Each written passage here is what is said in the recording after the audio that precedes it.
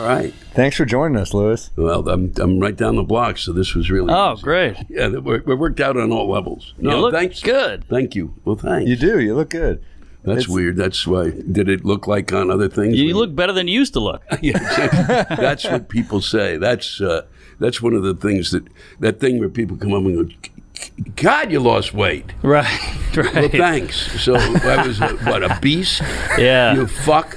I thought it was okay, and if I really needed to lose a lot of weight and obviously was in danger, but why didn't you say something? Well, I didn't know you then, but Todd Glass has that great joke about, he's like, you ever have somebody tell you look like somebody that's super insulting? Like, you look like John Goodman, but a thin John Goodman. You look like a good-looking pig. That's a good one. Yeah. It is.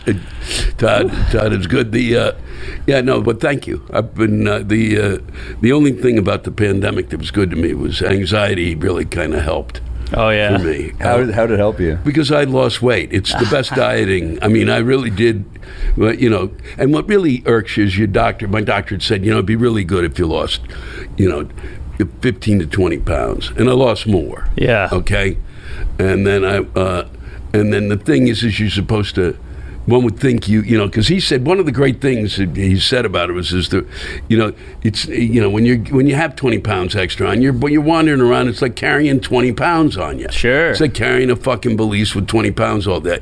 Well, I lost the weight. Yeah. And then I lost even more, and then I go back to see him, and I go, yeah, well, that's a great concept. I still feel like I'm fucking 30 pounds. I still feel like I'm carrying it, asshole. Yeah. It didn't go away. It went away, and I still feel it, so explain that. That's just the stress on your shoulders. You got the anxiety. What do you think is the key to your anxiety? What causes it? Well, no, it was the pandemic. Oh, it was the pandemic. I had never had it before. Really? I'd never had anxiety. I thought every comic had anxiety. No. Really? No, not every. There's some comics. There's some. I go in the L.A. green rooms. There's some comics doing Tai Chi in that green room. But I don't do Tai Chi. And I'm certainly not. But there are a lot of happy-go-lucky comics. Yeah, Cosby was happy. Yeah, he had a good time. Wasn't lucky. Yeah, exactly. But now that guy. That guy raped a lot of women. Yeah, apparently. 40 shouldn't plus. do that. No, that's a big no. That and stealing jokes are the two things. I did realize that, sometimes I'll get really pissed about a comic stealing jokes, and then you're like, well, now I definitely got to speak out if they rape. I can't be the guy who's only tweeting about you stole a joke. Yeah. He'll be like, rape is bad too. Yeah, I guess because no one's going to rape us. So the joke, you could steal my joke, but you're not going to rape me. So it's just selfish. Well, I'm pumped to have you here because I've followed your career forever. I mean, I used to open for Dave Attell a lot. He told me about touring with you. Oh, yes. I mean, the tour was you and Dave Attell were co-headlining, and the opening act was Mitch Hedberg. Wow. Yeah, it was pretty remarkable. That's insane. It was really insane, and it was also insane because David and I had, for some reason, become the faces of Comedy Central. Yes. Even with The Daily Show being on, Dave and I would do these fucking interstitials at the end of the week. They would have a show like, some bogus fuck show where they'd have 6 different comics, some sort of bullshit sketches, whatever the fuck, and they'd have Dave and I introduce this stuff. So that we were always kind of on. Yeah. And he was doing Insomnia, and I was doing The Daily a lot, and all of a sudden they said, you want to do this tour? Fuck yeah. Hell yeah. And did he tell you about the great Dave Attell story? Oh, I can't wait. It was one of the great ones. It was we had a lot of fun, and he was still drinking. Oh God. He did one thing that was the most brilliant thing I'd ever seen in terms of dealing with. We'd want to go out afterwards, so he would in the rider he had him give him a bottle of Jaeger. Yeah, of course. And Jaeger. I said, Jesus, you're gonna get a bottle every night? It's crack. You can't drink it that much. He said, watch. So we go to the whatever, we're going to the bar, and he walks up to the bar and puts that bottle of Jaeger down, slams it down in the bar and goes, drink up, drinks are on us. And then we would walk to the back of the bar, and they like fucking minnows would go, and they'd all, scatter and get up to the bar, and he and I could go in the back and just basically not be bothered. Wow, that's brilliant. It was really smart. But one night we were, I can't for the life of me remember what fucking town we were in. Yeah. But I left, the bar before him and got back, and he apparently walked back to the hotel, and then got a cab. He's at his own. He's at his hotel. Yeah. Gets a cab to go to his hotel. Oh, He was that fucked up? that's great. Yeah. Oh my God. How good is that? I've done it before where you're shit-faced and you use your credit card to try to get on the subway. I've done that. Which now you can do. Yeah. Right. But back in the day, you would try to swipe like a Visa. Yes. What the hell? You're ahead of your You're just time. hammered, yeah. But Right. this was really something because he sent them to the he said, I think it's a this, and then he would name the hotels, and eventually he named the hotel he was at, and they drove back to the hotel. It was really splendid. And it made me feel so good about my blind, shit-faced drinking. Right. I thought, wow, I've been fucked up, but I didn't do that. Yeah. I mean, I'm almost scared to ask, but how was Mitch? Mitch was Mitch. Yeah. Here's Mitch. Mitch is the first day we're going to Austin. We're in a van. We go we hop out in one of these places. We're picking up some gas, and there's a whole bunch of these red Solo cups there. And he goes up with about 12 of them to the guy, and he says, "How much can I buy these?" And the guy goes, well, "Yeah, how much are they?" And he gives him some money, and he comes out beaming with these 12 red Solo cups. Going, he said, God, you're never gonna, you never know when you need one of these. And I just went, wow, we are in that. I thought this is going to be one of the strangest. That was it? You think he was fucked up? He must have been. Well, if he's not, it's dementia. Yeah, then something's Or being boyish excitement. Yeah. I mean, it's like... Well, I mean, those red Solo cups, I thought, you live in Minneapolis, for fuck's sake. You were born and raised there. I know they have red Solo cups. You can't be trying to impress Dave and I. No. We've seen those fucking cups. Right. I guess those cups equal a good time. It's like a party or a barbecue, beer pong. Yeah. So. But he was very funny, and he was there for. But we had said at the beginning that that we were not. Dave and I both made it very clear. You are not expecting us to be in charge of him. Oh, wow. You cannot ask Dave and I, who are going to go to the bar, right, and going to be fucked up, to be in charge of the other. This is like a hangover movie right here. Totally. I just throw in heroin. That's the only difference. Damn. But was he sober-ish on the road with you guys or no? Well, I mean, the first day it was one of those things where you get your. You have your rider, and and we'd never had, none of us, we'd all work clubs and never had a rider, so it was like, I got a vodka. Dave got the Jaeger, and Mitch got a bottle of vodka, and it was like, and he was supposed to be in a sobriety thing at this point, so it was kind of like Dave and I looked at each other and went, "Oh, okay, well, that's that." Yeah, This is not. But we're going to have to call the guys again and say, we're not. And he got a bottle of vodka each night. Damn. For a while. And then I don't remember because, I literally, a bottle of vodka each night. What happens is by the third night, you go, I got 2.5 bottles of vodka. Right? Yeah, exactly. It's completely stupid. Yeah, well, you got those Solo cups. Yeah. Gotta fill them up. Can I ask, though, like back in the day, I feel like in Comedy Central, they used to air all these tours. I remember seeing your tour with David Tell and Hedberg. Then I saw the Geraldo one. Then you'd have tour guys. They used to put these on TV. I don't feel like we do that anymore. Do we? No, I don't see comedy tours. No. What they do now is then they get, which goes back to before that when they'd get 4 people and they go, tonight is, here's the best of the scooters. Yeah. And here come the scooters, and these are every comic who talks about scooters, and we're gonna have them on tonight, and there'll be 4 of them. They just do it. They package it. They package it. It's not a long. Yeah, it's not the way that they did. And they only really did some of that. Yeah. I feel like being a comic at that time was so rock and roll. Like so much of comedy, a lot of comics seem to be going through a health phase, but you were in this time when it was like you're drinking, Attell's drinking, Hedberg's doing God knows what. Yeah. And I think of those stories. I remember, I don't know if it was in your book or in Jim Norton's book, I read about you guys getting arrested. Oh yeah, it was Norton and I. Ooh, let's Yeah. hear it. Oh yeah, well that's the one. It's it was the Naked Party Bus. I can't remember what they called it. God damn it, there was a name for it, and we were doing Opie and Anthony. Oh, right. Jim was starting to become part of that group, but hadn't reached that, hadn't been brought on, right, as a regular. I was on there at least once every 10 days. Yeah, wow. And it was great. And they were on in the afternoons, and I was really comfortable, and Anthony and I would just scream at each other. Yeah. It was just great. He was so full of shit.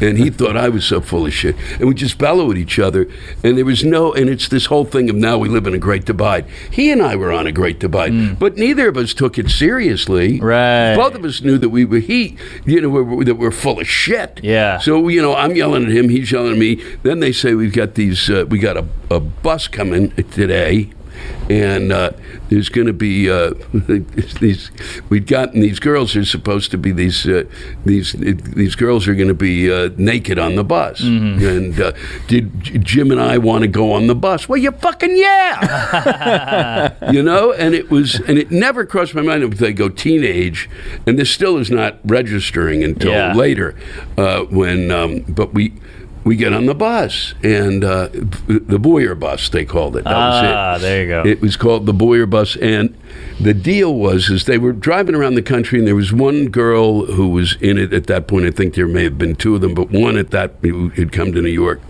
And they drove around. The whole idea is you drove around a city in order to express our First Amendment rights. Oh, hey, that's good on you, sister. Yeah, really, isn't that like something you think? The first thing you think of is take naked girls around, and that's our First Amendment. Now, are they attractive? Because sometimes these First Amendment gals can be a little rough around the edges. No, I know what you're thinking, but no. Oh, great. No, it was really, but it's also That's the way to express your freedom of speech, I think, is tits. Yeah, exactly. But it's also the same. I said at the time that we were doing it, it's like saying, you don't yell fire in a theater. It's like saying the equivalent of saying, well, don't yell fuck you in a theater. Right. That's, I mean, come on, guys, the First Amendment, just say it for what it is. Whatever it is that you're trying to sell, let's go sell it. And thank you for inviting me on the bus. Yes. Now, did DeSantis send this bus up here? Or is it, This was back when things were fun. Yeah. Those were the days. Remember when this was not a political statement? Oh, my God, I know. These breasts are making no statement whatsoever, except to the delight of Norton and me, and there was another producer. And along the way, we picked up a friend of mine who was the artistic director of a theater that I did a lot of work at in the summers. I said, he was married, and I said, I think you're going to want to do this. Yeah. And so he hopped on the bus. You're his wife's least favorite friend. And here's a big one. It's who Kate Burton is? I don't know. You don't? Really? No. Wow, that's great. Kate I can't wait. I can't wait to tell her. It's Richard Burton's daughter. Oh, okay. She's a really fine actress. It's her husband. Isn't his son an actor too? Yes. He's but she's the one. And well, who's Richard Burton's son? Because he's also famous, isn't he? Rich, I don't know. I know her, but what I really know, and I know her husband really well, so I got him on the bus. Now we're driving around, and it's just before Christmas, okay? So we're driving all over. We're coming right down fucking, right down 9th Avenue, right down fucking 9th. Coming from we were on 56th Street. We spin out of there, come down, and we move through the city like a bat out of hell. Oh, yeah. And these girls are standing there, and then we would roll up, and we'd be sitting there. These guys would be looking up, and these girls are standing there kind of doing a little bit of a dance and going, yeah, that's right, go fuck yourselves, you pieces of shit. So that's what they're saying. The whole thing was just magnificent to watch. Of course. Because they're getting back at them. They think they're getting a show. And meanwhile, what's extraordinary is these old ladies who were the ones you think, thumbs up. Yeah. They're like, couldn't be happier.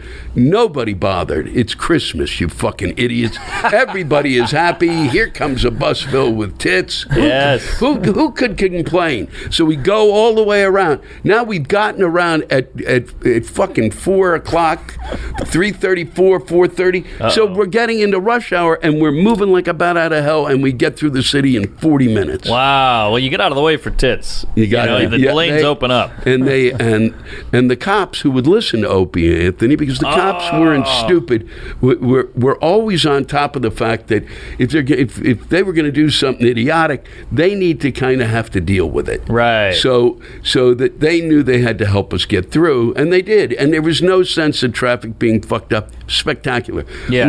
We're 3 blocks from the studio. Mm-hmm. We dropped my friend off. He's so fucking lucky he got out of that fucking. He gets off. We drive 3 more blocks. We're 3 blocks away from where we have to be, and the cops stop us and basically take us off the bus. They put us in those fucked up handcuffs, those plastic handcuffs, the zip ties, and they took all of us, including the girls, everybody. Really? Everybody got off the bus and it's because at that point Rudy Giuliani was the mayor of New York, and he was going to be sure. He said that we were disturbing. There it is. It's my friend. And he said we were going to be disturbing the peace. Oh, wow! Come on. And it was like, fuck you. And it was also, it was like, it's always amazing how this shit that's the most honest thing you can say is funny. So why did they also take us off the street? Because within an hour and a half later, an hour and a half max, I mean probably, he was coming through was Bill Clinton, who was the president at that point. Sure. So he's coming through. So we're basically being busted. He's gotten a blowjob. We're getting busted for being on this bus. Yeah. And we're not breaking the law because why? In New York City, women can be topless. That's right. Yeah. So the whole thing was madness. What Bill Clinton did was worse.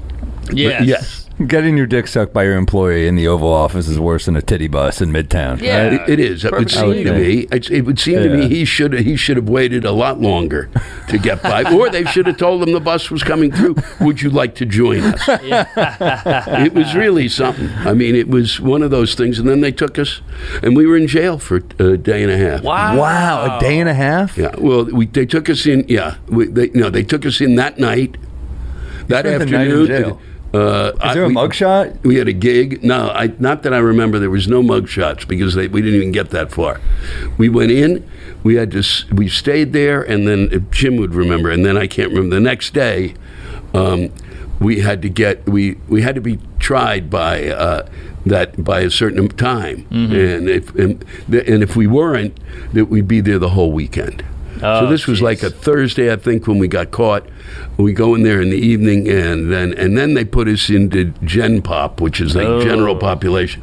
So now we're sitting in there, Jim and I, and Jim at that time, as much as Jim would talk a good ball game, or I could certainly go fuck yourself pretty easily. We're like going, this has gone too far. And then I'm going, I think maybe I said, did anybody card those girls? Did anybody card the girls? Did anybody card the girls? That's all we need, Jim. Yeah. That's it. We're gonna get busted for this. Now we're gonna get busted for being on a bus with topless girls. God damn it! And they're underage. We're fucked. Oh no! So that's all. You're next to Jeffrey Epstein in the cell. He's like, I got their age. I think they're good. Yeah. And to boot, I was in Jeffrey Epstein's house once. What? Really? Yes, with Bobby Slayton. I've got nothing. Yeah, this is when they got up to go to the bathroom. Did he smell the seat? No. How was Jeffrey Epstein's house? Unbelievable. I mean, but what was the occasion? Bobby Slayton, I, Woody Allen, and Sun Yi. Oh my God! This is like a Mad Libs. Exactly. Holy moly! It is. That's a very good one. That's nice, man. There was Dick Cavett. Wow. And I can't think of his name. I can see him. Harvey. No. Epstein, not a good guy, but he throws a hell of a dinner party. Yeah. Apparently. I mean, these are some good guests. Good guess. But it was, and then there was one other comic, and I can't remember. He's passed away. Greg, and it's another Patrice, Louis Anderson, No, Norm, Bob, Saget, Gilbert. No, it's nobody will reach. Oh, okay. I mean, it's one further back. He was. I know everybody's married. Not Richard Jeni. No. Freddie Roman, Alan King. Gary, no. We could play. It sounds like. Okay. So I what's think going it on began with with a G. And he was. I can tell you this. He was married to Ty Babylonia. All right, that's all you need. Ty Babylonia's husband. And I can't think of who. How do you get invited to Epstein's? If fucking Slayton called me up and said, he really likes comics. Randy Gardner. No, that's a figure skater. No. All right. Brian Boitano. Tanya Harding. What? He was a middle act. What? So yeah, what's the occasion for this? It was that Bobby had gotten this. He had invited a bunch of, Epstein was like, let's go, let's get a bunch of hoo-has together. I mean, Sure. if you looked at the list of people he hung out with, so he liked Bobby's work, and then he said he wanted to meet me apparently, but Bobby goes, he's got really unbelievable wine. We're going to drink really. I said, okay, fuck it. Now I know nothing about him. Yeah. It's David Brenner. David Brenner. Yeah. Okay. David The was legend. there. Wow. And he was really funny. So it was funny a to go fun. to Epstein's place for wine. Huh? Yeah. So it was. He How old said, is bottles? 16 years? so I'm there. Nothing is. This is years ago. This is this is like 7 years before the shit hits the fan. Oh, yeah. And we're there, and it was just kind of wild. And then the capper of the evening is, at the very end, David Blaine shows up. Whoa. Oh, yeah. Can you make these charges disappear? So that was our night. I'll tell you, there were young girls flitting about, but I didn't know. Having not figured out anything on the Boyer bus about age, I had no idea. I didn't know how old or young they were. Sure. And there was a woman who was an older woman who was really, really attractive, and I thought she.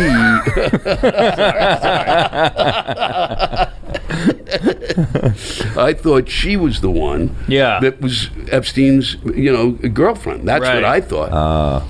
And it was the kind of thing you go into when we got here. It's weird from the beginning, because it's like you go in and he's got a whiteboard and there's all of this stuff drawn on it, and he goes, "You want me to tell you what that is?" And I go, "Yeah, well, sure." Bobby and I. He goes, I had the Israeli defense minister here last night for dinner, and then he's got me and Bobby Slayton. I mean, what kind of a fucking, are you shitting me? And then he said, and so we were talking about, he was showing me what kind of defense systems Israel would use in case of attack. Wow. And I thought, what? First up, what is the Israeli defense minister? What the fuck is the matter?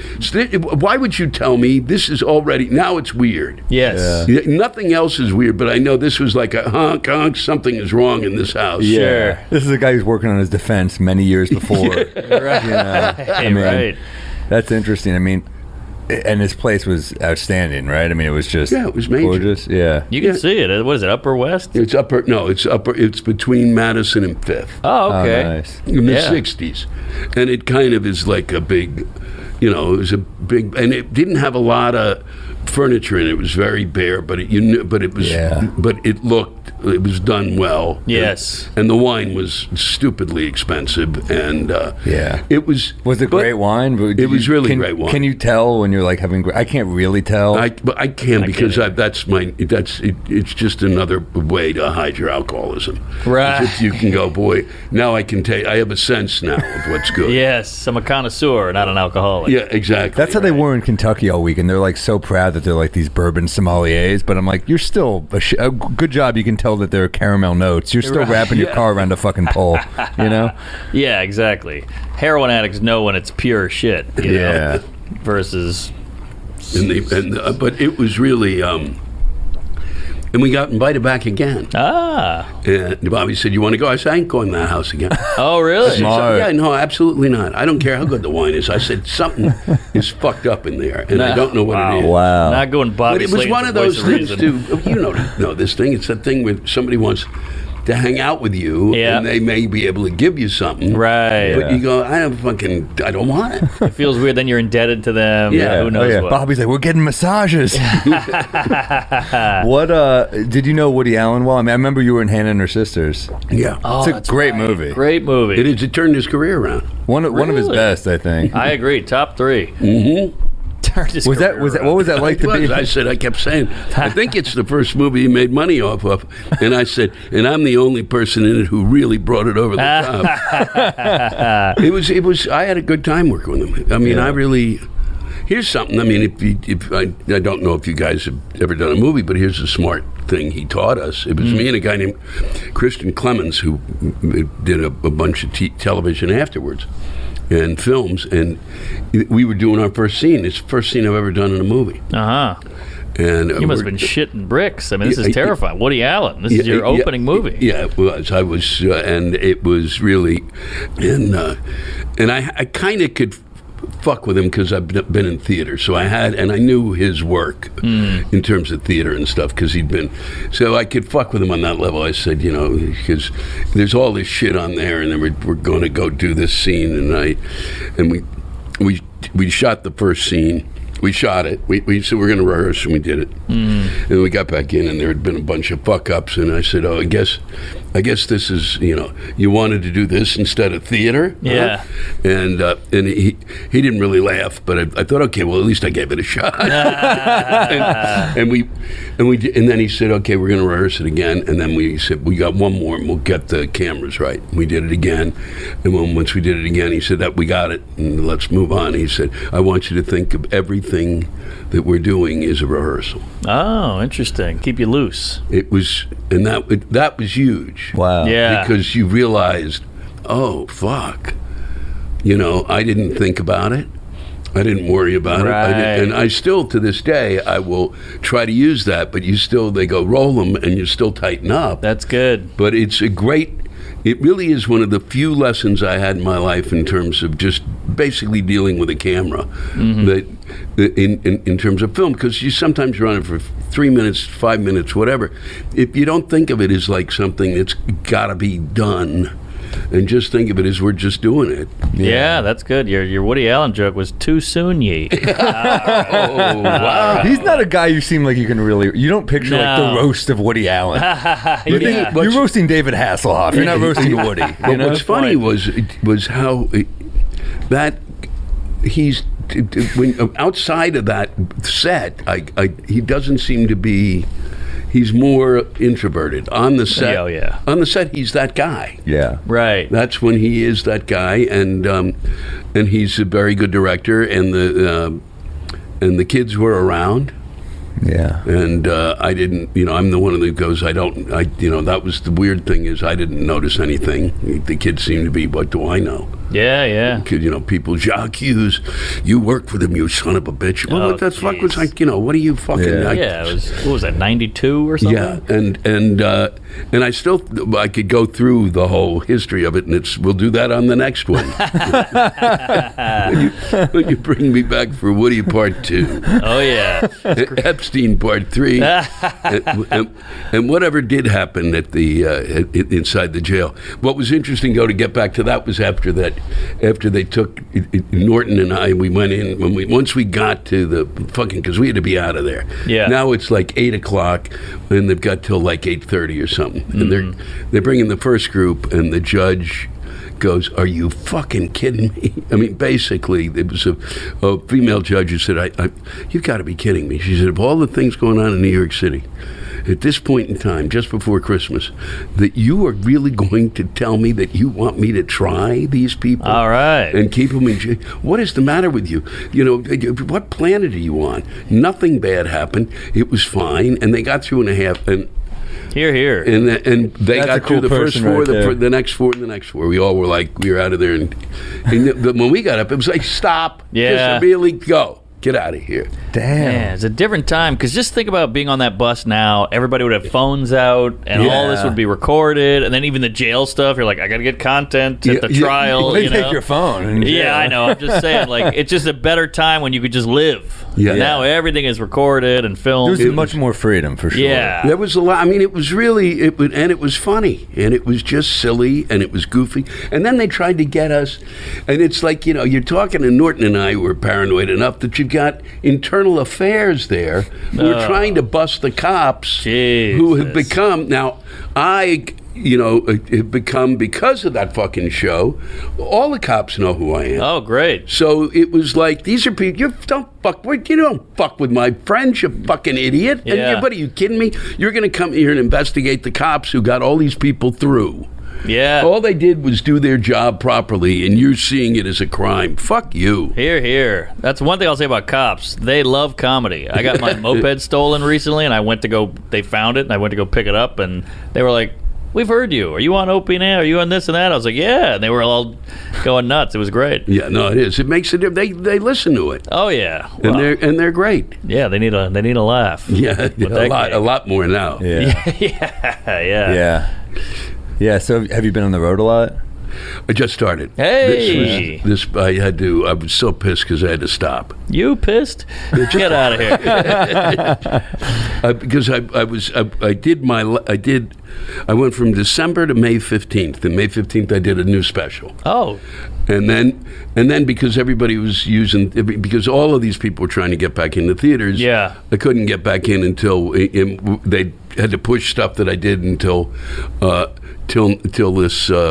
now. Yeah. So I'm kind of still cleaning up the stuff that I hadn't done before. So Sure. I was on the road and did New England, and then I go to Warren, Ohio this week and tomorrow. And, Warren, quit bragging. Yeah, I know. Are you kidding me?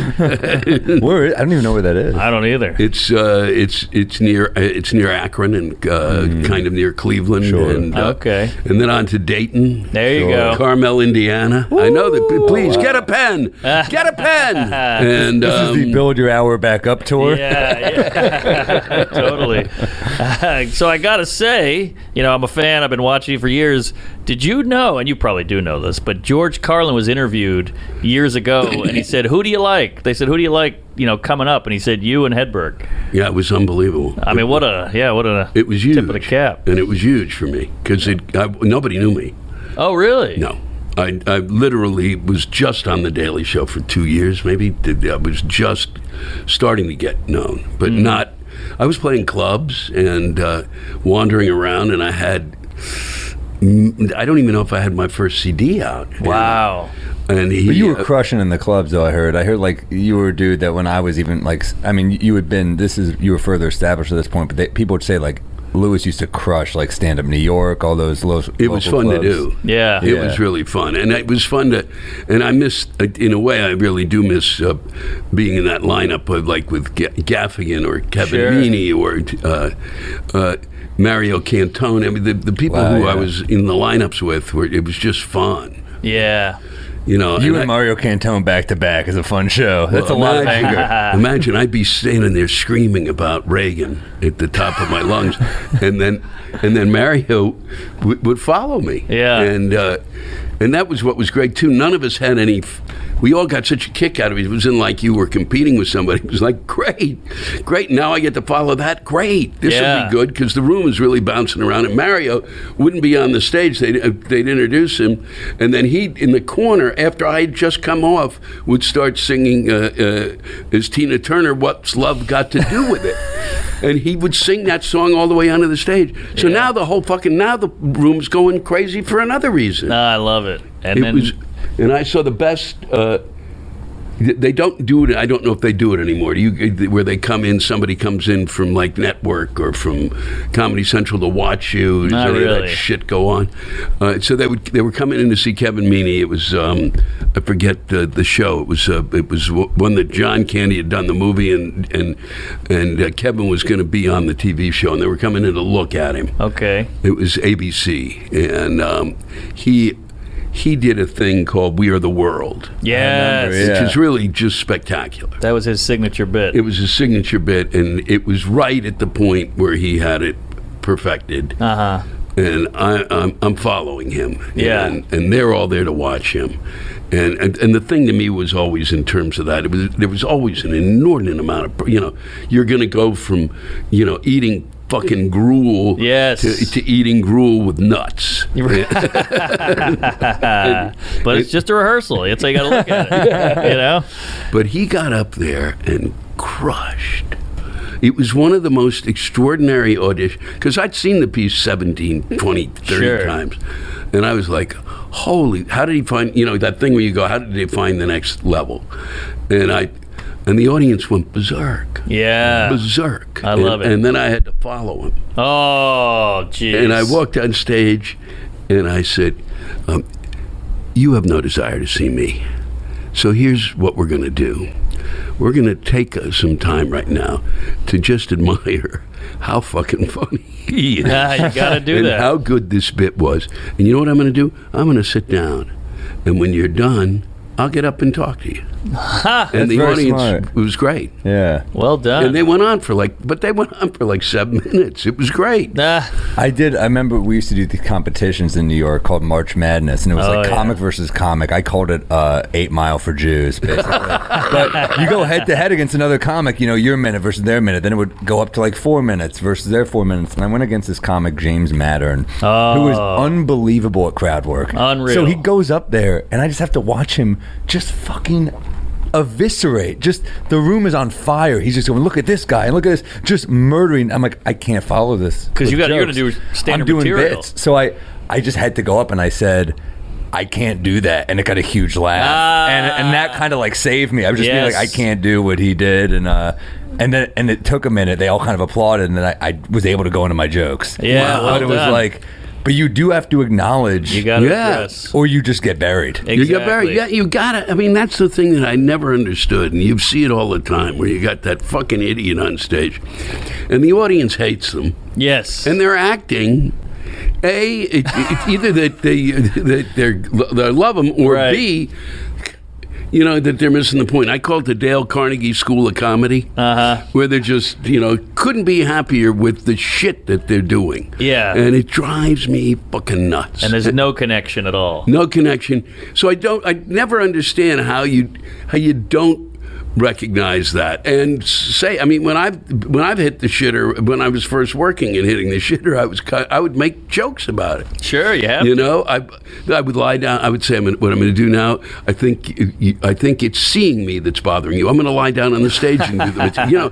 Whatever it took. But you have to acknowledge it. You have to, and that's something you only get from just doing reps and actually bombing every now and then. Yeah, exactly. And being able and so that you can get comfortable up there. Yeah. I have a question for you, because I saw you, I think it was on CNN, or it was many years ago. It must have been honestly close to 15 years ago. So I don't remember the exact context of this, but you were on with a bunch of politicians and you were just being funny.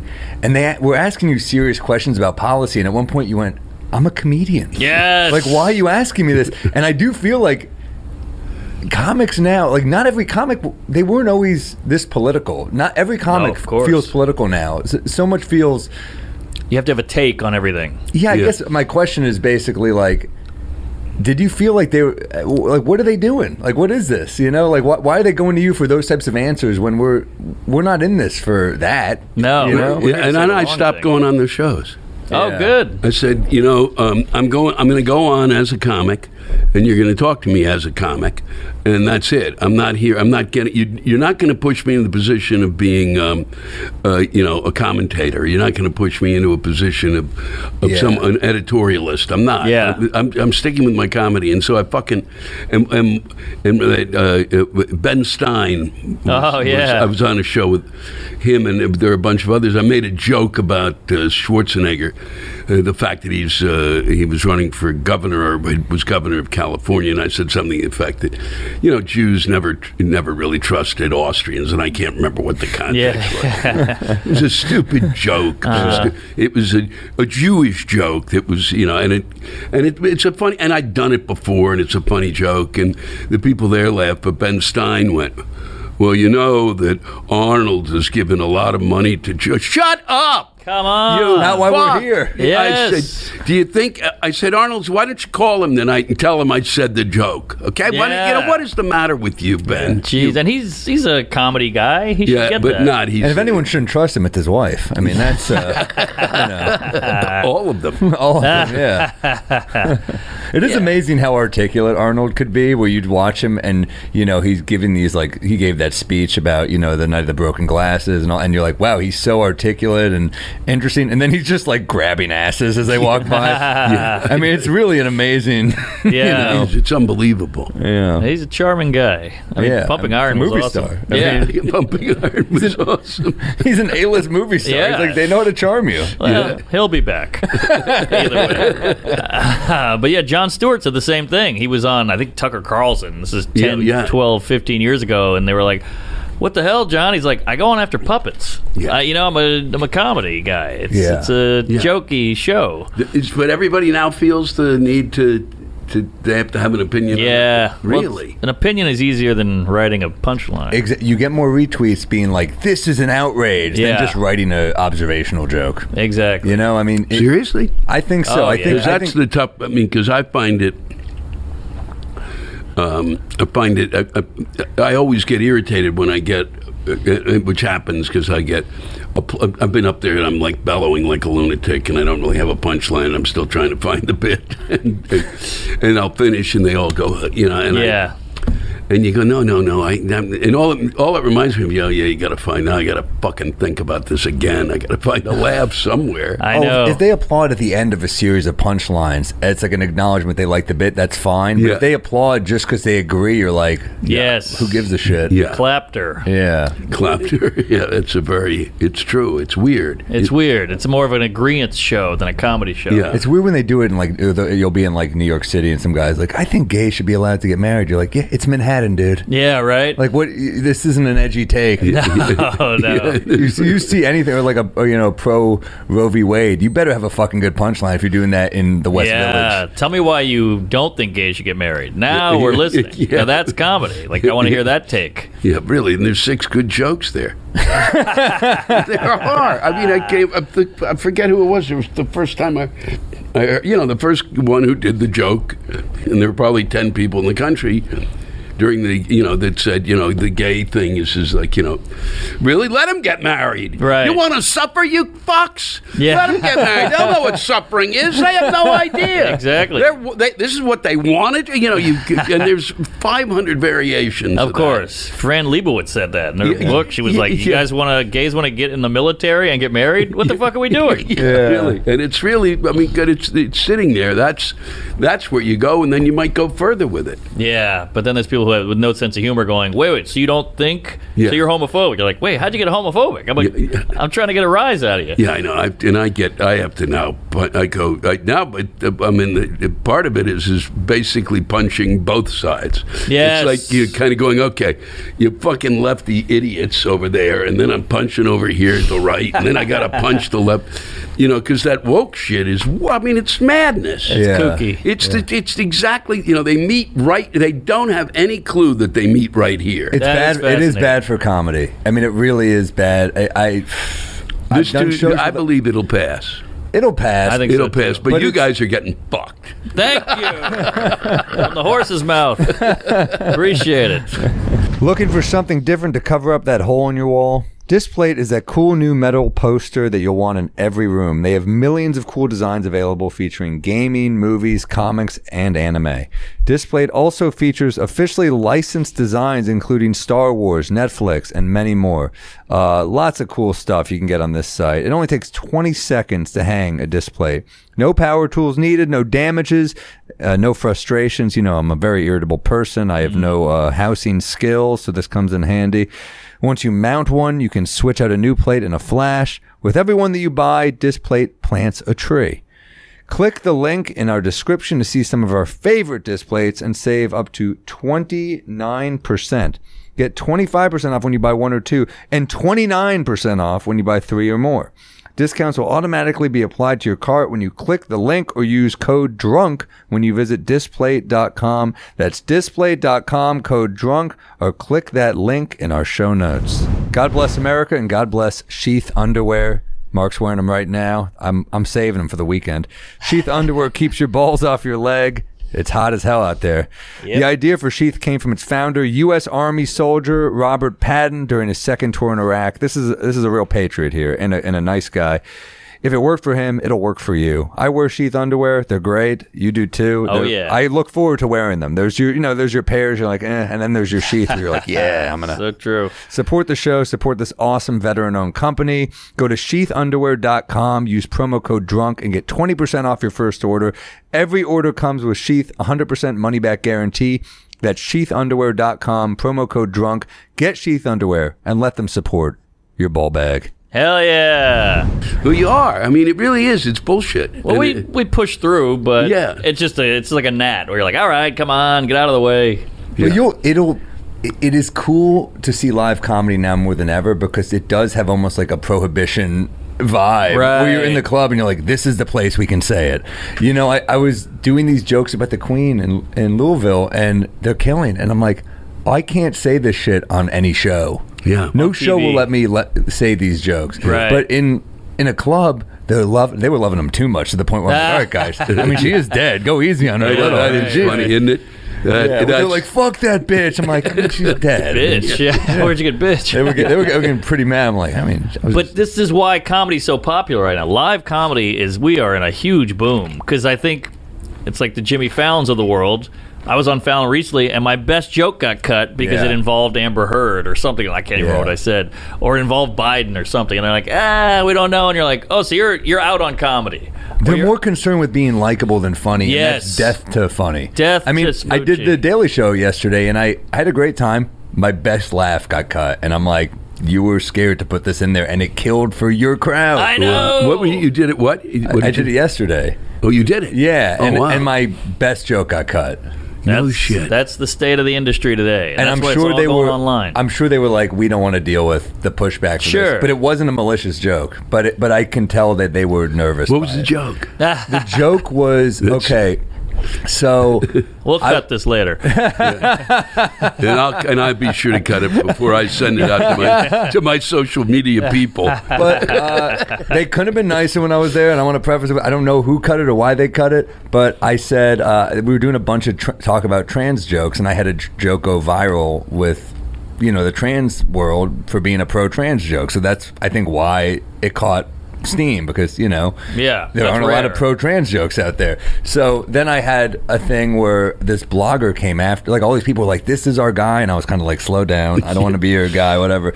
And I'm just nervous, I don't want any responsibility, I'm just a comic, and this one blogger who tried to ruin my career in 2013 basically said he made this horrible joke in 2013. He's a bad person.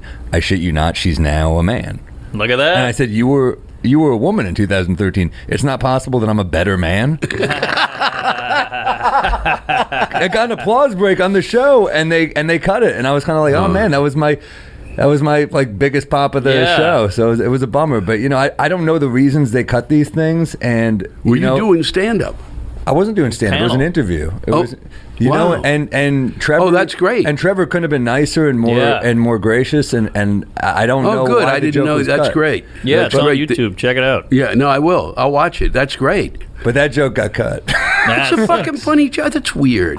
That's my issue. That's my fear with kind of the wokeness and where it's not based on fact. It's but based they yelled at him about stuff. That's why. I'm sure he gets. Well, they do. I mean, I've watched him yell about stuff, and I've been there. I bet it wasn't him. I bet it talked to him. I bet it wasn't him who did it. And it could have been Comedy Central. Of course. I would imagine. But I'm sure they didn't want to deal with it. That's all it is. Yeah. No, I'm sure it was Comedy Central because it's just so because Trevor's been caught on certain things where you're not caught. Sure. He is one of the most supportive of comics that I've ever met. Yeah, he's a real comic. He's a great dude. Yeah, no, he gets it. I don't think it was him. No, I can't imagine. I think it was some scared producer who was like, I don't want to deal with it. And it wouldn't be a producer there. It's somebody at Comedy Central because they will step in and do their, look at it. It's we got, it's That's it. It's that and nothing. There's hardly anything on this fucking station. I know, Yeah. but they don't realize that that's the reason that it's failing. Like the Emmys this year was like the lowest rated ever. Yeah. Jimmy Kimmel does some,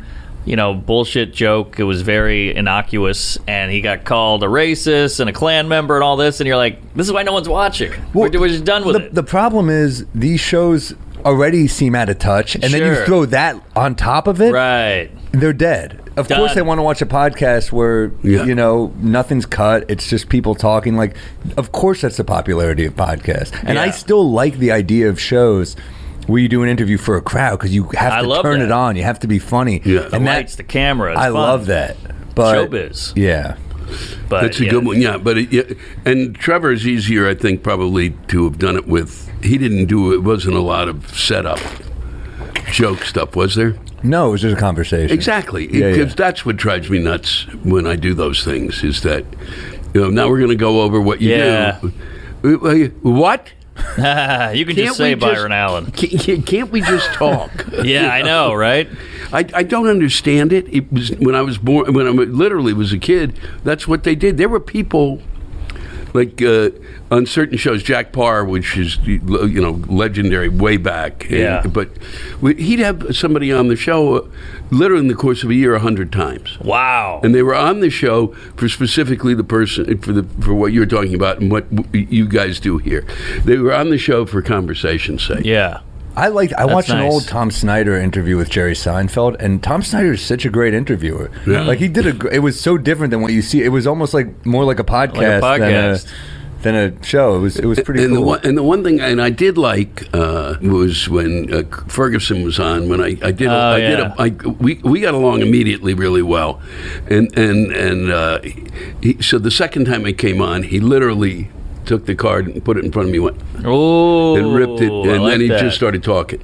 And what you found out in those conversations is much more interesting. Of course. Than I don't want to sit there and go, and then I was in the movie with two weasels, and it's going to be spectacular. And I love the weasels. Fuck you. Right. We were talking about living in the East Village, then got down to the specific bar we would go to, then realized we were both at the same fucking bar at the same fucking time. Wow. And he was raging. This is when he had really made the switch. He wasn't going to drink anymore. Mm-hmm. This is when I said I was going into high gear. And so we were at the same bar. And to sit there and discover that we're in the same neighborhood at the same time Unbelievable. and drinking at the same bar and didn't see each other because that's how fucking drunk we are. Wow. You can't beat that. Yeah. No. Yeah, we met at Epstein's. So, yeah, coincidence.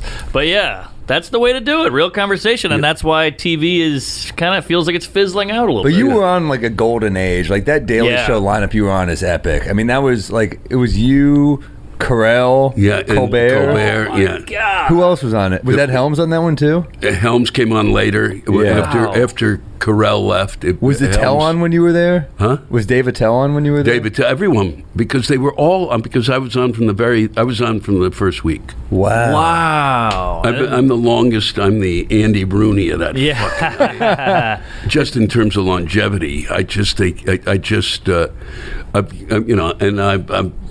went to everybody. I mean, being there with, and when Carell and Colbert and me. Oh, Beth. Remember Beth?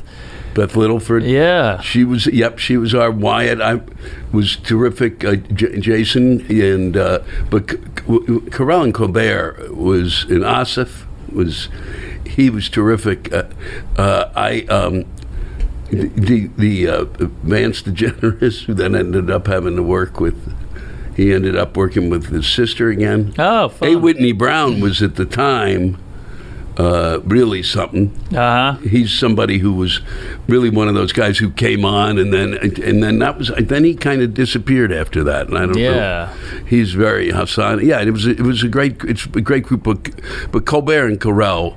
Unreal. And when I was, I'd be there about once every 2 weeks, and then and you just watch the two of them, and it was like fucking. Are you kidding me? They're brilliant. Yeah, that was just brilliant. Comedy Central was and that was banging. before they were considered brilliant. Right. Yeah, they had to earn it. Yeah. Yeah, you had that. You had South Park. Comedy Central was really humming back then. I mean, they still have South Park and they still have The Daily Show. Well, but these other shows they're supporting it too. Like I remember Root of All Evil, the show you hosted. Oh yeah. Like, that was I loved because we were big, Greg Giraldo fans and that cast of comics we had on that show is Giraldo, Patton Oswalt, Kathleen Madigan. Wow.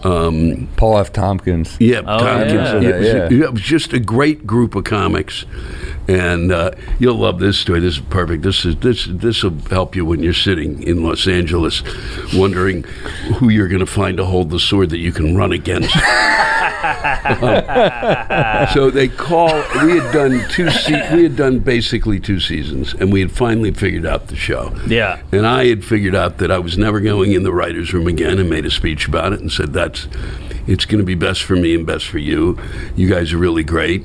We're not going to be, as far as I'm concerned, bringing in comics. You talk to them from the beginning and punch up their stuff. This is not brain surgery. I'm tired of fucking nitpicking about this shit.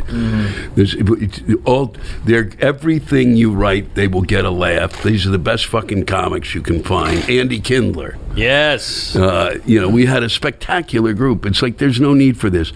So we finally had figured out how to do it because the setup was kind of odd. The way in which we were trying to do this. It's debating 2 things.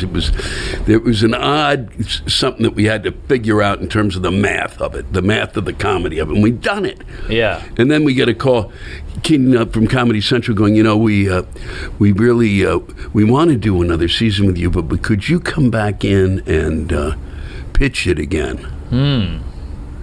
We've done 2 seasons. I went, I'm not. It's like when the Yankees tried to make Joe Torre take a pay cut mid-contract. Remember that? Yeah. That's insane. Yeah. So I just said I'm not doing it. And then my 2 other producers, aren't you? I said, you go in and talk. I'm not doing it. I'm not going in there. I will not. That's so disrespectful. That's disgusting. Yeah. We've been on for 2 seasons. They put us on in the summer, and I said that was a mistake. That's why the numbers sucked. Well, they sucked because it was the summer, and the people watching it were the kids who were in college, who they would get around and they'd go, "Fuck that! We were the show to watch on that night. Right. You fucking morons." So it's not like we were like a Wednesday or Thursday. We were on. I don't think on a Friday or a Saturday. It was like a perfect shot. We have to go on again, and the numbers will go up. There's no need. And I said, no, you fucking assholes. You're going to fuck me. Yeah. And I'm not going to let you fuck me. Good for you, because I would have just been like, all right, I guess we have to pitch this again. I couldn't have pitched it again. Wow. I literally, by about the 4th time but the 2nd, 3rd week they were giving notes, I just told the other 2 producers who were really good, I said, I can't listen to them. I can't listen to their notes. I'm not going to be here. I said it just... Crazy you expect, if you're on cable, to not get those notes. Yeah. Especially after, HBO had established the fact that you might want to let your creatives do it and figure it out. Yeah, exactly. Well, that'll never be not a thing. Which is why and you guys, here's what you guys really need is a director. Yeah. Seems like nothing great creatively comes from committee. Or let alone suits in a boardroom. The smaller the group, the better. Oh, yeah. And mob is when it gets fucking bad. Yep. That's true. Every hang is better. This is perfect. We add another person, it's going to get worse. Yeah. I think maybe 4 is okay, but once you get bigger than 4. Once you get bigger than 4, that was generally the case. I mean, that was the thing with Tough Crowd, another good show. Yeah. The Bill Burr, and there'd be 4 or 5 of us on that, and their regular group. But but having Giraldo on that show was spectacular. Oh, yeah. There was just nobody like him. No, smart and biting. He did his homework, always prepared. And also the master of coming up with substitutes for dirty words. Really? He was brilliant. Interesting. He was insane. Yeah. Oh, I mean, literally, they would say, you can't say queef. Well, would've been all right. fucked. I'm out. Yeah. That's where I draw the line. You can't say this. And so he would go back, and 2 days later he'd come up with some fucking other ridiculous. Vaginal fart. Yeah, Yeah, that's good. Sometimes that makes it a better joke. yeah, that was really. Vag whoosh. Yeah. Yeah, tough crowd with Greg was like. Yeah. I mean, when he got cooking, man, I mean, everyone talks about that Dennis Leary moment. Sure. But, I mean, it was like the ultimate, like, comic versus, like, kind of celeb. Yeah. And I was like, oh, man, it's like justice for all comics. Yes. And not just comics, but, like, the guy who's, like, thinks he's too cool for school. Yeah. And then the guy who actually is cool and doesn't have to fucking act cool. Exactly. Because he just is. Yeah, Leary's literally wearing sunglasses and a leather jacket. You're like, come In on, front of man. comics, it's like, you need to hang out with more comics. Yeah. Because they'll fucking crucify you Yeah. for that shit. You show up to the Comedy Cellar with the slightest fashion risk. Oh, I know that forget Keith about it. Robinson's going to be like, oh, look at what we have here. I'm like, oh, fuck. I thought I could pull off a jean jacket. I fucked up. I still have that at the Gap. I'm trying something on, and I'm like, I just can't. I picture people shitting on it, and I take it right off. Rachel Feinstein showed up one night in a blazer, and he's like, oh, the assistant DA is here. Yeah, you have court today. Yeah, there's a million picture day. Oh, yeah. I got a convertible. I rented a car last weekend, and they upgraded me to a convertible. Couldn't put the top down. I just couldn't do it. I was like, I can't put the top down. I'm too vulnerable. I'm not a cool guy. So, yeah, left it up. I started wearing. I made the fashion choice to wear, not in New York, but a bit in New York even early on. But really on the road, I started wearing suits, not suits, but a coat and a tie, and generally the tie was kind of the way it is on the Daily Show. I really would not the tie. That was a thing that I always believed in. You don't bring it up. It's like you. Because it's to me, it was the way I wore it when I was working in a government office. Right. It was the way in which I could wear that. I had to wear a tie, and it had to be knotted. But I wouldn't. Fuck you. I'm not taking it the whole way up. So I would wear. I would try to look nicer than anybody in the room because I knew it might shut them the fuck up. Interesting. Because they'd be stuck trying to figure out where. He's saying this shit, but where did he get that? How do you get those clothes? Right. Saying that crap. So in a sense, it was like, yeah, you see, I'm doing okay, you fuck. Right. Okay? Right. I'm a professional. And also, it was, and I initially would talk about it. I'd say, you wear a coat and tie, you can say anything you fucking want, and that's why you listen to these assholes who come on TV who are like your senator and shit. Yeah. Because they're wearing a tie. Trump. That's why I'm wearing a tie.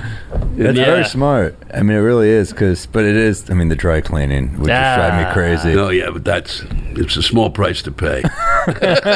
And you don't have to think about what you're wearing. Just throw the suit on and move on with your life. A suit does look badass on stage. It does. Yeah, and it was really the biggest pain in the ass was never dry cleaning. It was dragging those fucking things around because you had to have at least a couple of sport coats. Right. God damn it. But a suit is nice, but a wrinkly suit is worse than a T-shirt. Yes. It brings you all the way down. Yeah. Yeah, you look like you're one of the losers in Glengarry Glen Ross. Coffee's for closers. So I just rewatched that movie over the summer. It's fucking It's a great incredible. movie. So Oh my good. God. Mammoth.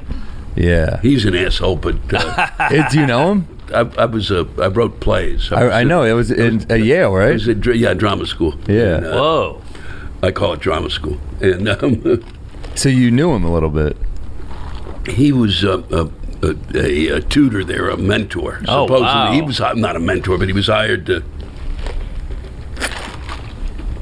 They had 4 playwrights that they brought in that were basically to work with the playwrights at the school, and one of them was David Mamet, and he was just an asshole. Yeah. And he was my age, so it was like you're sending in a guy my age to tell me, and he would say to us, this is, in order to, and he was right, but, you don't tell us this. We're really there to kind of learn how to write. So, in order to get your work done, you need to spend at least $2,000 a year sending out your scripts. Jesus. And it's we're fucking broke. Yeah. It cost us a fucking fortune to come to this fucking place, and where were you supposed to put the money together? Yeah. And then he would quote Russian. Oh, boy. And and he would, and so my girlfriend at the time said, "Do you speak Russian?" And he goes, "No." She goes, "Well, you're an ass." Yeah. Damn. He was kind of a dick, and it was this very kind of, there was an arrogance to him dealing with us. Here's your reading list. Well, we don't have to read the books, okay? It was kind of like my friend. What did he want you to read? You're going to go. Boleslavsky, you heard of Boleslavsky? Yeah. Stanislavski, he's in the same school as Stanislavski. Okay. There's Boleslavsky, books on acting. Yeah. Oh, that's like a method, right? Yeah. Yeah, right. Okay. It's a way in which to go at it. And I can't remember what Boleslavsky, I was so angry that it was on the reading list. And my other friend tore the reading list up in his face. It was like, wow. we were really pissed. Yeah. It was just, and the other guys were pretty, I'm going to read your stuff. He read his stuff. Right. We're supposed to read our stuff. He's reading his stuff to us. That's all I got to say. Yeah. That really cuts to the chase. Yeah. Edit those other two. Who was cool? Like, did any big playwrights come in that were Nobody. really cool? I mean, nobody that you would know. Arthur Kopit. Who you wouldn't know, but who wrote some really great. Oh, Dad, poor Dad, Mama's hung in the closet, and I'm feeling so sad. Title alone, great. Yeah, sure. And then there's the other guys. I don't think Boboletti. You wouldn't know some of the others. They were really. Robert Penn Warren was there, the one who wrote All the King's Men, but not to teach playwriting. But he was so old. It was just, you're going, God, Robert Penn Warren, this will be great. Yeah. One of my great books, one of the greatest books. And you went to that first kind of seminar he's teaching, you're going, oh boy, I'm not gonna last 10 minutes.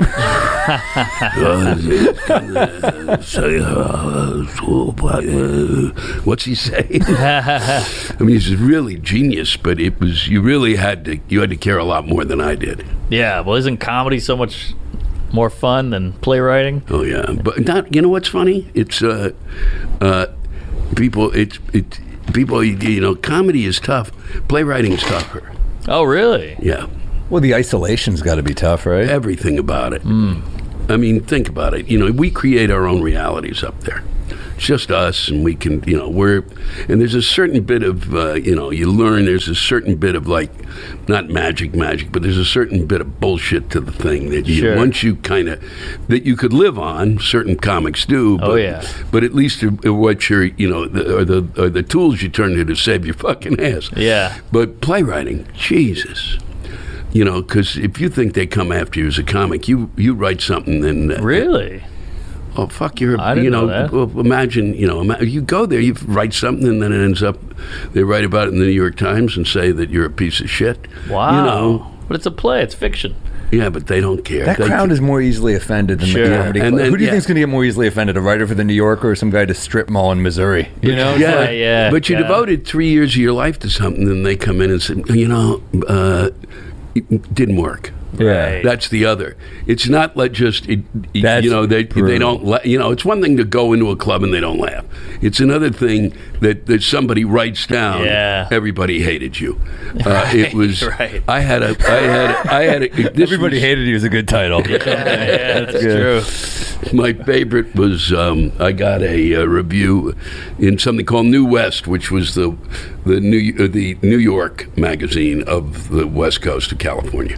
So New West had this thing where they wanted to they reviewed a play of mine, and it was not a good production at all. There were real problems with it, and I tried to get one of the actors just fired because it was going to kill the play. It was the center of the play. It was. I needed Broderick Crawford in the part. I needed some fucking mean heavy, and I got some fucking. The guy wanted to be liked. Right. Like, no, I can't. You can't stand on stage with a rifle in your hand, doing stuff and talking about being nice about fuck you. Yeah. I need you to blow people up. So the thing didn't work. But the review I got is that it began with. First, let it be noted that none of Louis Black's plays should ever be produced in the state of California again. Ooh, wow, kicked out of the state. Kicked out of the state. Jesus. And that was, and by that point, I'd been through enough stuff that I could handle it a bit, and one of the reasons I can handle it was that I must be, if I got this guy so upset, I'm doing something right. Yeah, that's true. You know, and that he didn't, and it was the one thing about, plus you got people, it's the same thing if you're going in to pitch a project.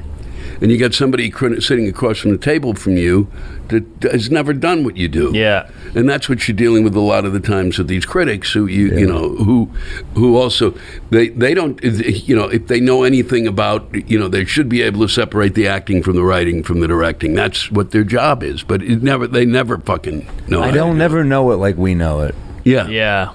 But what a psycho to write that down and publish it. That's insane behavior. What's the name of the guy in The Sweet Smell of Success? Every critic still thinks they're that fucking guy. Yes. They still think, like, I'll destroy you in my column. And you're like, it's 2022, dude. Yeah, right? You don't have the pull you thought you had. Yes. And now I can find you. You know, it is like amazing where you live. Fuck that guy. That's like so harsh. I hate this guy. They can hide behind their little pen and their magazine and their newspaper. Now I'm going right on Facebook and Zillow and on GPS. And I did a show with Mark Lynn Baker at the Public Theater that both of us, the audience went nuts every night. It was a short show, it's 55 minutes. So, and it's one of those shows I described as you're home for 3 hours before you realize you didn't like it. Because it's so short, we didn't take up your time, and you're in the bar. You're in the bar by 9. Yes, best show ever. That's great. And is theater dead? Not dead, but now it's all Mamma Mia. Well, Broadway's in trouble because of COVID. I mean, COVID. Broadway's got problems. There's some real stuff. It's like stand up. There's some really great stuff. That's fomenting. It's over here, and then there's some just we're going to be dealing with that other stuff. Phantom is finally finished. In Dear Evan Hansen, which was kind of shocking because that was a hit. That was like the hottest ticket in town a couple years ago, and now it's just dead. But if you go to Strange Loop, is the unbelievable. I'm going to just say it. It is unfucking-believable. Okay. It's a Strange Loop. It's a musical. Is that your rec? That's a good rec. Good rec. I mean, it is. It's one of these things that it got. I think it won the Tony. He got it for best. It's. I think the way Hamilton is great and it's really remarkable. This one is also that good, but it's good in the sense of this guy gets so much off of his chest. The two of you, I think, will go nuts. I think you'll get a kick out of it because he really goes after this thing where we go through our careers and get the shit kicked out of us. Yeah. And he goes through every moment of it and does some of it musically. Right. And his parents really are, and he's gay and he's overweight. And it brings in all his problems, but it's done really blisteringly funny. It's unbelievable. Oh wow! All right. It's really it's one of the few things that I've said to people, go to it and they've liked it. And all right, let's get something straight right now. Those of you who are listening, if this is the kind of thing you're going to go, it upset me. If you get upset about shit, you don't go. Yeah. Okay? I don't want to hear go anywhere. Yeah, stay at home. Close the blinds. Yeah, really. Turn your phone End off. it. Run into a sword. Yeah. And I normally do not push anything, but that's well worth the time and energy and effort. All right, good rec. I love it. Wait, I'll stop. Go back down. I just want to read that up a little. Right there. Strange Loop is the big, black, and queer-ass great American musical for all. That's a hell of a review. This guy did not write your review. Let's do it. No, he didn't. But it is worth it. And he is really funny. All right. And relentless. Oh, good. It's one of those things you go... It's that thing where you kind of go where somebody does 5 toppers and he does like 12 toppers in a song. You go, God, he's got to stop now. Yeah. And you're really laughing and he doesn't stop. And it's partly because it's so bitter. And I think you guys enjoy that. Yes. Hell yeah. It's really something. I want to feel something. All right, bring it on. Louis, do you have any pet peeves? Everything. Is there something I'm supposed to like? I like this musical. As you can see, I like this musical because this guy is so fucking angry, can't see straight. I got a lot of things that bother me. If they don't stop taking this fucking, and it's everybody, and it bothers everybody, and it just has got to stop. You pay for somebody to be on the phone and answer the phone and direct you to who to talk to next. Oh, yeah. And you don't have a machine that goes, what is your problem? Is it A? Fuck you. My problem isn't A, B, or C. My problem isn't, is it something technical? Yes. Could explain it in just a few words. I can't explain it. That's the you worst. Fucking asshole. Yeah, because press 1, at least we're getting somewhere. This is now very vague, where I'm just speaking. I always curse into it, too, and I wonder if cursing, they have like some robot sensor that pushes you further back on hold. Maybe. They can be like, this guy sucks. Put them back. I've had that paranoia, but I don't care anymore. Yeah. I'd rather be back there. Because what I find is if I continue to yell, eventually it goes. It kind of can't deal with you, and it sends you to somebody. Squeaky wheel. Yeah. I always wonder. The zero doesn't work. That used to be the move. The operator, the zero, boom, boom, boom, boom. Yeah, that was the move. That used to be the move. Yeah, gone. They got hip to that. I always wonder if a celebrity's ever called in to yell at customer service, like a musician, and then their song comes on when they're on hold. Yeah. Oh, wow. I've always wondered, that's got to have happened at some point. I don't think Springsteen's doing his own customer service. You don't think Stevie Nicks is on the phone with Orbitz? All right. Yeah, that drives me nuts. There's a lot that really makes me crazy. I mean, that's a good one. It's gotten to the point with a lot of things where it's kind of like stupid makes me comment. There ought to be, and it has to be done. Whether we like it or not, and I know this is a stupid thing, but it's true. You have to teach civics. Whether anybody likes it or not, you have to actually teach. Did you ever have to take civics? I did, yeah. Did you? No. See? Yeah. And that explains a lot of your work. Lewis Black, everybody. Thank you. Is there, I want to ask, well, first off, is there anything you want to plug?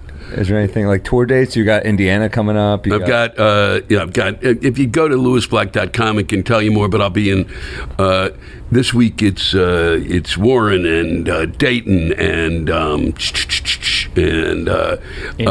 Carmel, Indiana, Fort Wayne, Indiana. Then we go to Albuquerque and Tucson, and then we go to Phoenix, and then we're coming into Riverside. Closed. And then it's San Luis Obispo. Very nice. It's one of the few places they didn't allow you to smoke outside early on. Wow. God, did that enrage me. Talk about being a peeve. And then San Francisco and Palm Desert be 3,000 degrees. San Diego, Los Angeles, Eugene. All right, you are out there. Yeah, I'm going to be doing that. I don't get back until, and then the other thing I'd like to plug, which is, do you guys like? Did you ever read Vonnegut? Yeah, oh, yeah. Of course, yeah. Well, you wonder. I mean, you know, most people do, but that seem to be as nuts as you two. But most people do. Yeah. But there's a Vonnegut museum now in library in Indianapolis, Indiana. Oh, wow. Nice. And due to circumstances that seem to be problematic for them, I'm the chairman of the board of their. No way. Yeah, I am. That's amazing. That is really cool. Well, it is. I said, "Are you sure?" Yes. Yes, we're sure. Are you really sure? Yes, we really want. Look, I'm just telling you. You have to sign something, since I don't know what I'm doing, that I can't go to jail. Because I really don't know what's up. But it was mainly to help them fundraise. And I said, if you really think I can attract money, great. Because it's a great, if you're ever out, when you're out there working, it's great. I'm down. It's a really good. It's got like stuff that he wrote. It's all sorts of things that really are interesting. And there's a letter that's worth seeing just from the standpoint. There's a letter sitting there that he wrote to his father. His father wrote to him I think just before he went to war, or during that time frame. And Vonnegut never opened it, and in his will, he said he wanted no one to open it. Ooh. And it just sits there. That's worth going to the museum for. Wow, Because that's you never heavy. walk out of the museum thinking, Right. what the fuck was that? And there's some really great stuff there, and they do some great work. It's banned book. It's now Is it banned downtown books. Indianapolis? It's downtown Indianapolis? Yeah. Wow. All right. And it's banned books week, and Slaughterhouse-Five has been banned in a ton of places. Really? recently. Really? Yeah, Crazy. Isn't that crazy? Yeah. By the way, whenever you say a book is banned, that is reason to read it. Yeah, I mean, it's like exactly. like when they said you can't read Mouse. Oh, yeah. I know. Mouse? You can't read about the fucking Holocaust? Yeah, I know. Crazy. That is like, Yeah, 'cause, that's a there's- level away from Holocaust denial. There's to me. a nude cartoon. Yeah, a in it. nude fucking mouse. Yeah. Maybe it wasn't a mouse. Was it a mouse? Yeah, I think it was a mouse. It was Yeah. a naked mouse. Yeah. Well, some people just don't like fiction. You know, the But, you Holocaust. really should. But it's well worth but it really is unbelievable. I'll definitely right. check it out next time. Now, finally, I won't be dreading Indianapolis as much as No, it's well worth. No, it's worth the. And if you go, let me know because will. He's got I've pull. got some suck there, man. Yeah. I can get you 2 free lattes.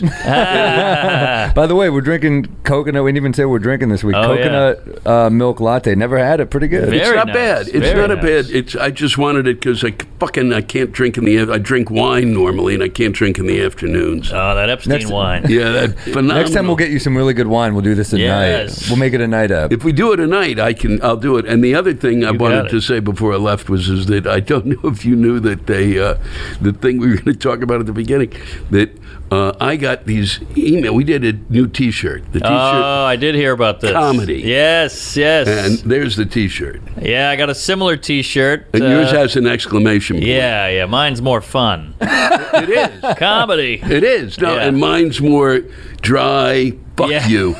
And the E is actually turned around the other way. I don't know why it's presented like that. Oh, okay. And I wanted you to know, because I got these 3 emails and that about it. I mean, 3 tweets about it, and one guy had said, "You fucking old man, fuck!